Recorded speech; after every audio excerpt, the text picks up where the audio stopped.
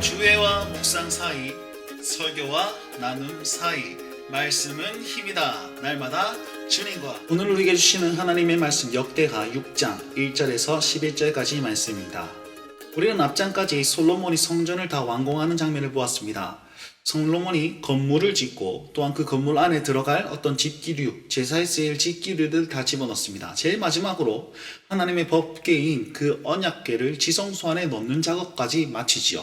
그랬더니 5장 마지막 절에 뭐라 말씀하고 있습니까? 이는 여호와의 영광이 하나님의 전에 가득함이었더라, 이렇게 얘기합니다.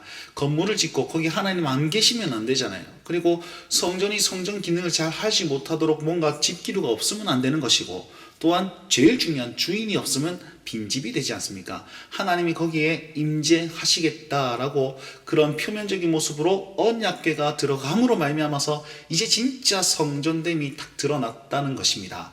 자, 6장에서는요, 이제 성전이 성전되었으니까 그 순기능을 잘 해야 되지 않겠습니까? 그래서 첫 번째 예배 봉헌식을 드리는 그런 장면이 등장합니다. 솔로몬은요, 하나님을 이렇게 소개하고 있습니다. 하나님께서 캄캄한 데 계시겠다 말씀하였다. 그런데 지금은 이제 내가 주를 위하여 거하실 성전, 거기에서 영원히 계실 처소로서 그곳에 계십니다 라고 말하고 있습니다. 무슨 말입니까? 바로 성막이라는 곳에서 하나님께서 거하시겠다고 얘기하신 그 출애굽 때의 그 하나님께서 지금 여전히 살아 역사하셔서 이제는 성막이 아니라 성전에서 그 모든 일들을 동일하게 행하고 계신다, 그걸 나타내 보이고 있습니다. 똑같이 표현한 것이 내가 이 백성을 애굽 땅에서 인도하여낸 날부터 라고 얘기하고 있지 않습니까? 애굽 땅에서 역사하시던 하나님이 지금 여전히 이 성전에서 너희들과 함께하고 있고 역사하고 있다, 그런 사실들을 솔로몬은 그렇게 밝히고 있습니다. 여전히 과거에 있던 그 언약의 하나님이 지금도 우리와 함께하고 계심을, 성막과 성전을 연속적으로 둠으로 말미암아서 그걸 표현하고 있는 것입니다. 그런 다음에 이스라엘 백성들에게 축복하고, 그리고 이스라엘 백성들은 다시 하나님을 높이고 하나님은 거기 임재하여 계시고, 이렇게 뭔가 하나님과 하나님의 대리 통치자인 왕과 그리고 백성들이 굉장히 교제 가운데 있는 그런 모습을 쫙 보이게 됩니다. 솔로몬은요, 이 성전이 어떻게 지어지게 되었느냐, 그걸 설명하기 시작하는데 핵심적인 것은 두 가지입니다. 첫 번째는 뭐냐면 이 성전은 정말 하나님의 주도적으로, 하나님의 주권적으로 행해졌다라는 것을 얘기하고 있습니다. 자기가 지은 것이 아니라 하나님께서 하셨다는 겁니다. 보시면 이렇게 얘기하고 있죠. 하나님께서는 예전부터 자기가 거할 집을 택하지 않았고 자기를 대신해서 다스릴 왕을 택하지 않았다라고 얘기했습니다.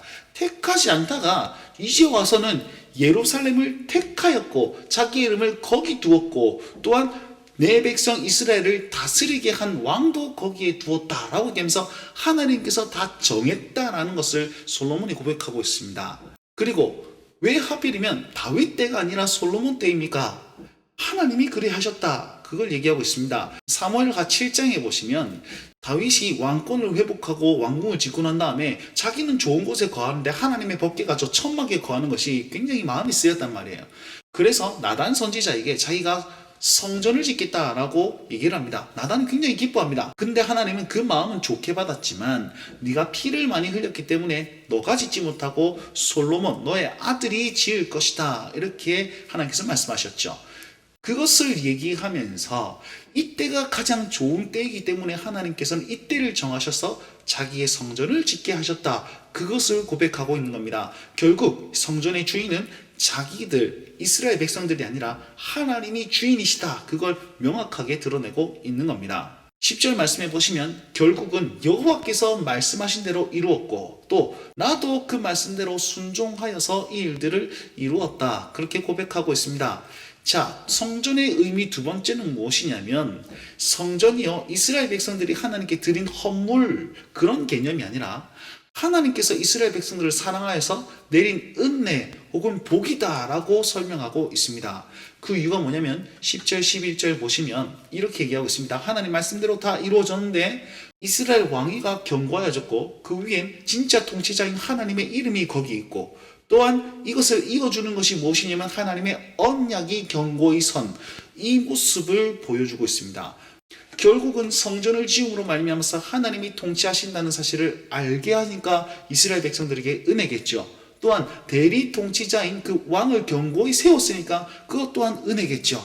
또한 이스라엘 백성들이 자기가 하나님의 사람이라는 것을 잘 알 수 있는 언약을 그대로 이어주기 때문에 그 또한 복이 될 것입니다.